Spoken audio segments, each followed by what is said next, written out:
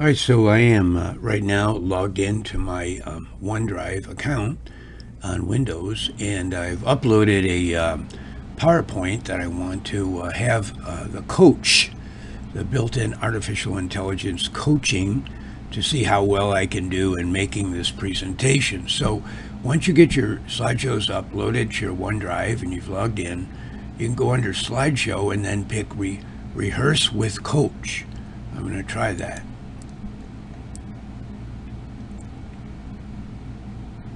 Now you'll see over here on the right, start rehearsing.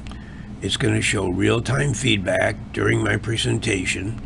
And as I rehearse, it's going to give you clues about how well I'm doing and what I might try differently and so on. And at the end, there'll be a numerical summary and other suggestions. So here I'm going to start the slideshow, start rehearsing. Searching and grouping and even filtering files is easier if you know how to use the Windows Tags property. By Karl Kindt III, kkindt at earthlink.net, 314-308-7075. Now, I'm going to interrupt my presentation here just for a moment because you'll notice in the lower right corner, try to avoid reading the text. Notice that. Now, sometimes you don't know you need a feature until you discover it and put it to use for a bit. And then you wonder how you ever got your work done without it. Well, that's how you might feel about Windows Tags. Yes, it's a Windows feature, Windows 10 feature. Notice I'm getting prompted again here. Try to avoid reading the slides. Summarize your key points instead of reading. So it notices that I'm actually reading the information, unless, of course, I'm just talking about something like I'm doing now. So Windows Tags are a new feature in newer versions of Windows 10 and Office files. So whether you work alone or you share files via a server or even OneDrive for business, you can benefit from tags. And in this article that I'm presenting, I'll show you how to add tags to Office and non-Office files and how to search using those tags. So what are tags? I don't want you to confuse Office Smart Tags and Windows Tags. They aren't the same thing. Windows Tags are keywords used for organizing, searching files. How you use them will depend on your needs, but anytime you're working with bulk files or sharing files for the same purpose, tags can help. Don't limit their use to simply describing the file's contents. Either you can use tags to describe how you use the file. So, for example, you might use terms such as complete and not complete to describe the status of the file. Or you might use the term upload to give files you need to get files you need to upload to an external service. Now you notice originality. Try to avoid reading the slides. Summarize your key points. I keep getting that problem because I've been reading the slides. Right now I'm not reading the slide. I'm just talking about the actual service that's provided by this coach. So now notice this, try varying your pitch and adding emphasis to key words. I haven't been doing that, so let me try that now.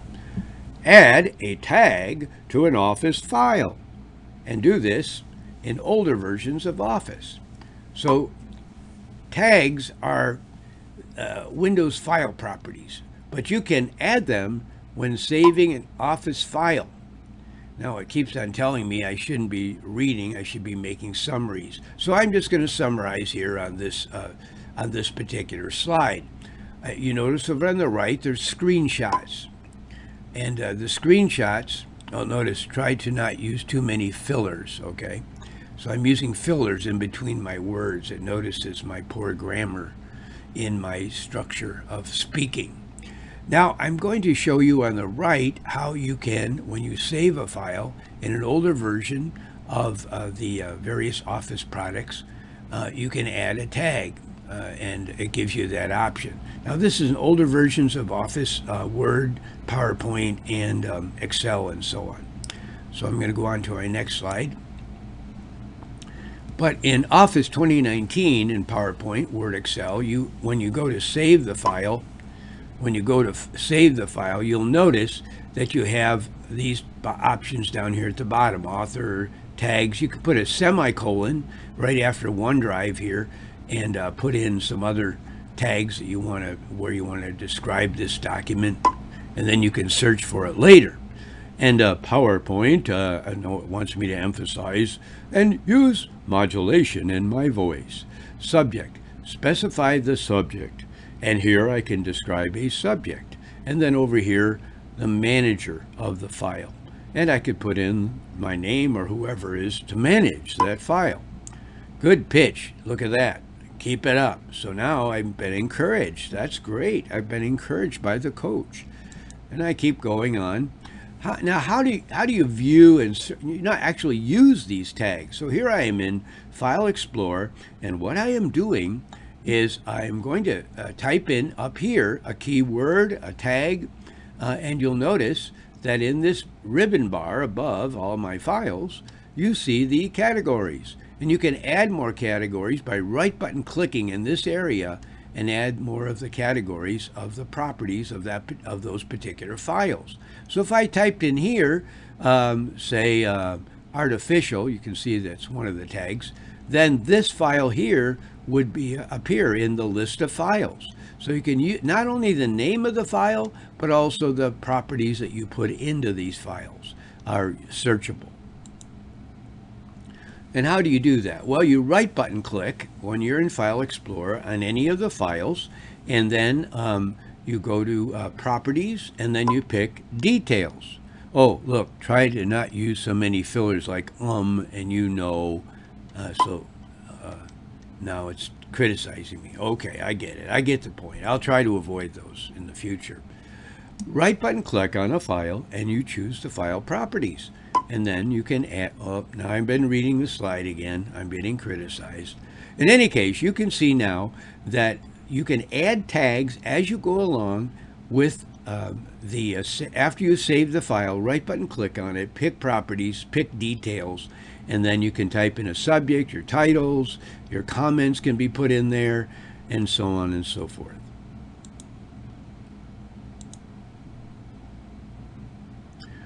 So now, after I presented the presentation and you heard the feedback I got along the way, and it says down here in the lower right, we'd love your feedback. So they want my feedback about Coach. Well, I'm not going to give that right now, but here, look, I can say rehearse again. I can try it again. And here are some of the criticisms I got. Low pitch variation will make your audience lose interest. Try increasing the tone for your key points. And gives me monotone. That's my problem. And then sensitive phrases. No sensitive phrases found. Great job using inclusive speech. So if I had been exclusive, and I would have used he and not she, sometimes they suggest that could offend some of the audience and that kind of thing. So inclusive speech is now something built into coaching. And then my pace. Oh, look, your pace is just right. Keep it up. So I had good pace. Your average pace over time. So that gave me some good positive feedback here. Fillers. To sound more polished and confident, try to avoid using filter words. Pause or take a breath to relax. Some filler words to avoid are and you know. So I've got to remember that my next time through. Originality. Try to avoid simply reading the slide.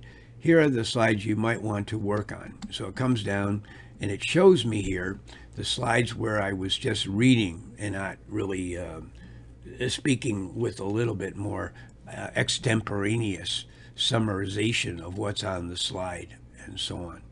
And then over here, speech refinement. Consider rephrasing these sentences to better communicate with your audience. Notice, consider using concise language. I'm actually reading the information. So that was my comment, and that was on slide 2, you see. And I can keep going on and see if I've got more to learn more. I can click here, and it comes out and gives me more information from the presenter, the pace, and so on.